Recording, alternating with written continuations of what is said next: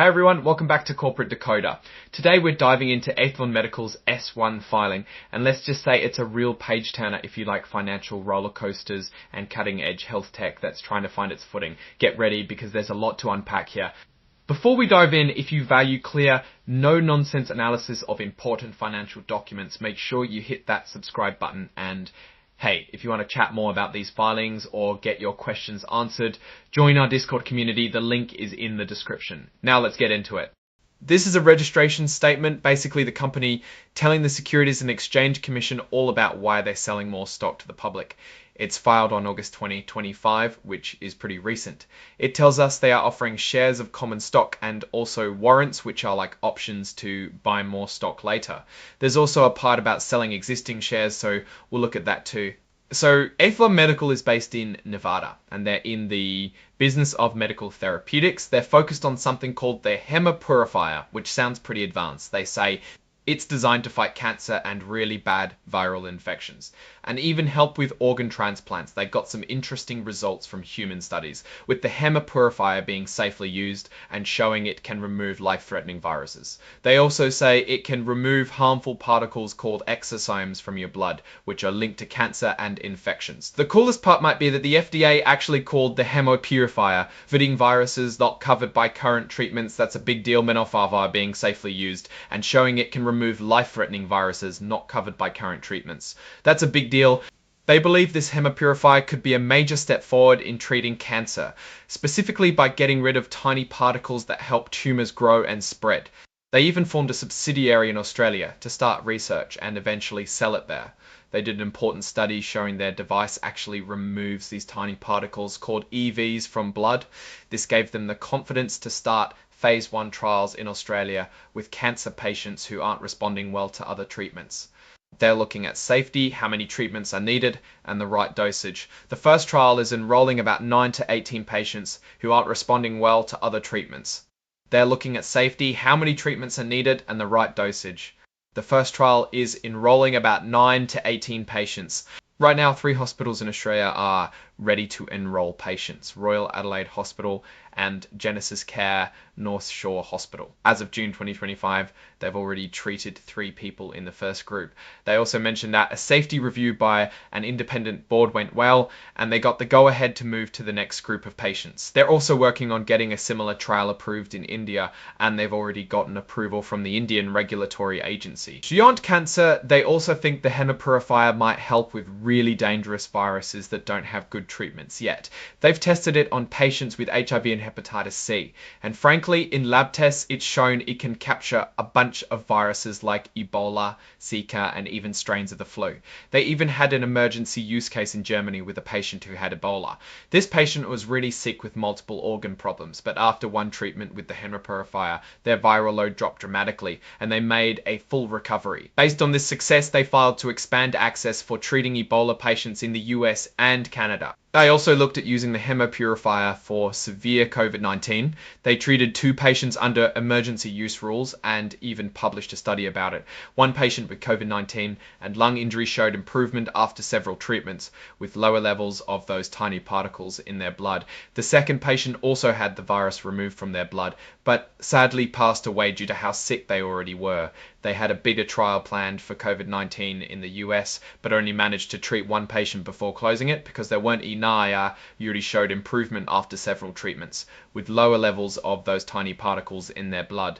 The second patient also had the virus removed from their blood, but sadly passed away due to how sick they already were. They had a bigger trial planned for COVID-19 in the US, but only managed to treat 1 patient before closing it because there weren't enough eligible patients.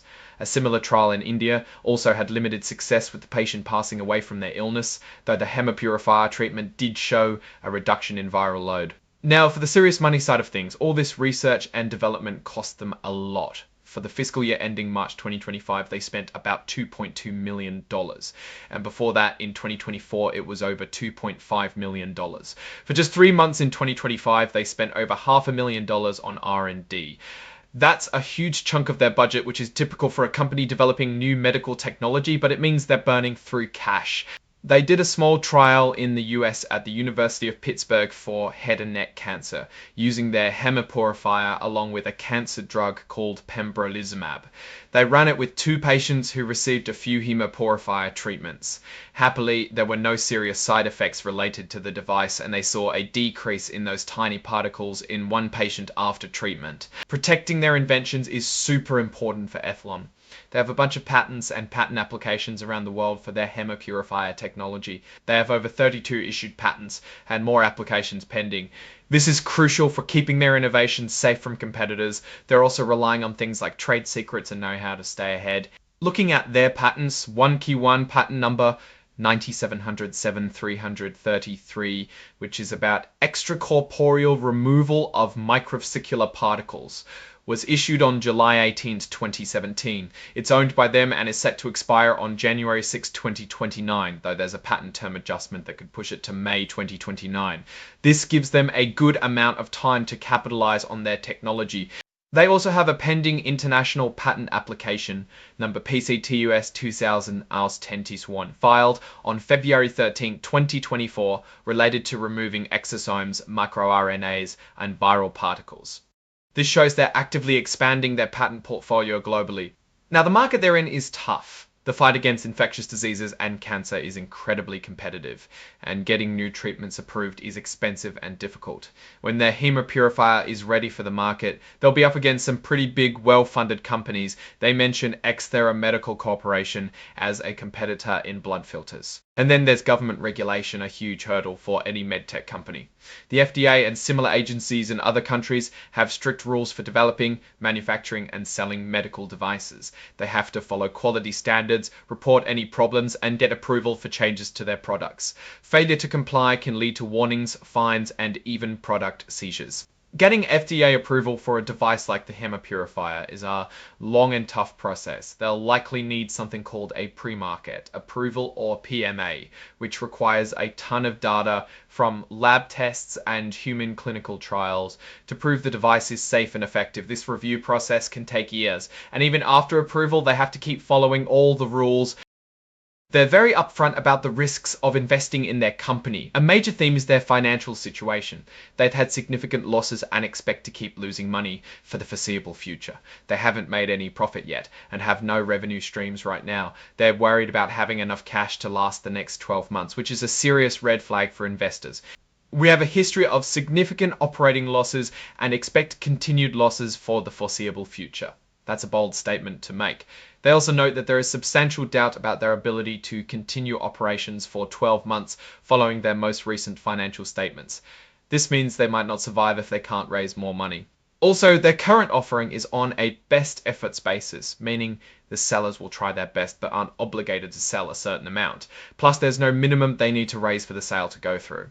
This is risky because they might raise much less money than they need, and investors won't get a refund if they don't raise enough. They also warn about significant dilution, meaning your ownership stake gets smaller as they issue more stock to raise money. Good news for them, or maybe not so good for transparency, but good for them, they are a smaller reporting company. This means they get to follow some simpler rules from the SEC on what information they have to share. Here's a quick look at the numbers for this offering.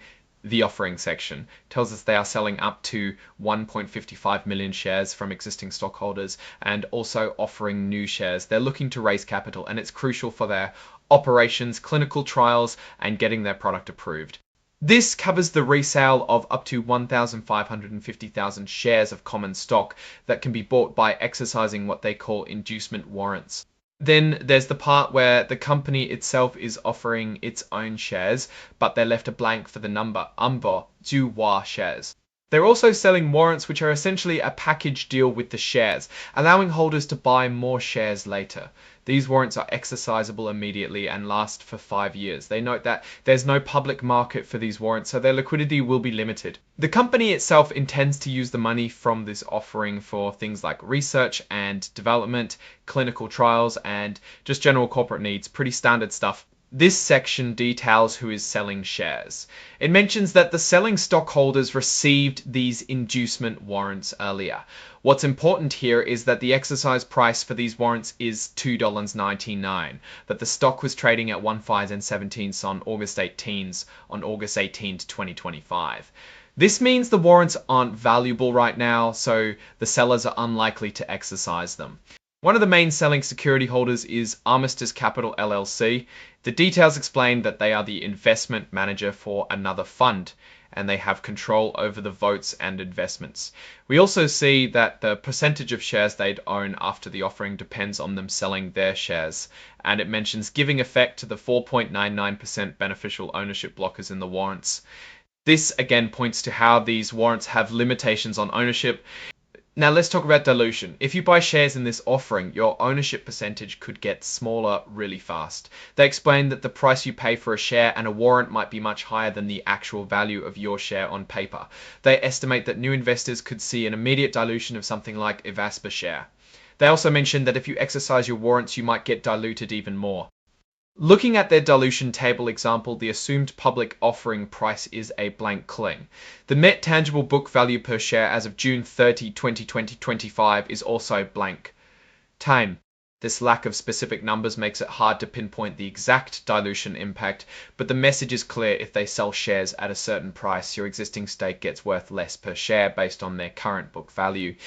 They have 60 million shares of common stock authorized.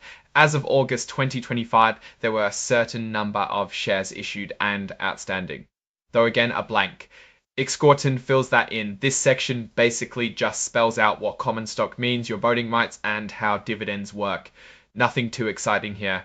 This part goes into detail about the shares, the pre-funded warrants, and the regular warrants. The pre-funded warrants are a way for investors who might exceed ownership limits to still invest. You pay a little now, and the rest later when you exercise the warrant for a very small fixed price. The regular warrants also have that 4.99% or 9.9% or 9.9% or 9.99% or 9.99% or 9.99% or 9.99% or 9.99% or 9.99% ownership limit, which is designed to prevent a single investor from controlling too much of the company. This is the legalese about taxes. It basically breaks down how buying and selling their stock or warrants might affect you depending on whether you're a US taxpayer or a foreigner. It's super important to talk to your own tax advisor about this. They cover things like dividends, capital gains, and different tax rules. If you're a US holder, meaning you're a citizen or resident of the US, then any distributions they make to you will generally be treated as dividends to the extent they have profits. If you sell your shares for more than you paid, you'll likely have a capital gain. For non-US holders, things get a bit more complicated with withholding taxes. Any dividends paid to you will typically have 30% tax withheld, unless a tax treaty says otherwise. If you sell your shares, you usually won't owe US tax unless the gain is related to a US business, or if the company has been a US real property holding corporation. This section details how they actually plan to sell these securities. They've hired Maxim Group LLC as a placement agent to help find buyers. It's a best efforts deal, meaning the agent will try their best but doesn't guarantee they'll sell everything. They've agreed to pay Maxim Group LLC a cash fee, a percentage of the money raised, and also give them warrants to buy more of Aethlon stock. They are also reimbursing the agent for legal and other costs up to $100,000. That's a pretty standard arrangement for these kinds of offerings. The company, its officers and directors have agreed to a 60-day lockup period. This means they can't sell their own shares for a while after the offering to prevent flooding the market and driving the price down. Let's quickly look at the exhibits, which include forms of the securities they're offering. Exhibit 411 is the form of pre-funded warrant and 4.12 is the form of placement agent warrant. These forms would detail the exact terms and conditions of those specific instruments. This is the part where they talk about protecting their directors and officers. Nevada state law, where they are incorporated, allows companies to protect their leaders from lawsuits for decisions made while doing their job, unless it's proven they acted with intentional fraud or broke the law knowingly. They also have directors and officers liability insurance to cover potential claims. Interestingly, within the last 3 years, the company states they did not sell any unregistered securities. This contrasts with the current offering, which is registered. The company's overall strategy seems focused on developing and proving the effectiveness of the Hummer Purifier, a potentially groundbreaking medical device. They're making progress with clinical trials in Australia and are seeking to expand into India. The FDA's breakthrough device designation is a significant positive. However, the financial picture is quite concerning. They have a history of significant operating losses, no current revenue, and substantial doubt about their ability to continue as a going concern. This means they urgently need capital, and this offering is critical for their survival. The best efforts, nature of the offering, and the lack of a minimum raise are significant risks for investors. The warrants and their limitations, like the ownership caps, also highlight the company's efforts to manage investor stakes while potentially raising capital, but they also reduce liquidity and potential value for warrant holders. In my opinion, Aethlon Medical is a high-risk, high-reward company. The Hummer Purifier technology shows promise, and the FDA's designation is a big plus. But the financial instability and the uncertainty of future funding are major red flags. They're essentially betting the farm on their technology proving successful and getting regulatory approvals, which is a long and difficult road. Investors in this offering should be prepared for significant volatility and the real possibility that the company might not succeed. Alright, that's our deep dive into Aethlon Medical's S-1 filing. What's your take on their technology and their financial situation? Let me know your thoughts in the comments below. If you found this breakdown helpful, give this video a thumbs up and subscribe for more corporate analysis. And don't forget to join our Discord community for ongoing discussions. Thanks for watching, and I'll see you in the next video.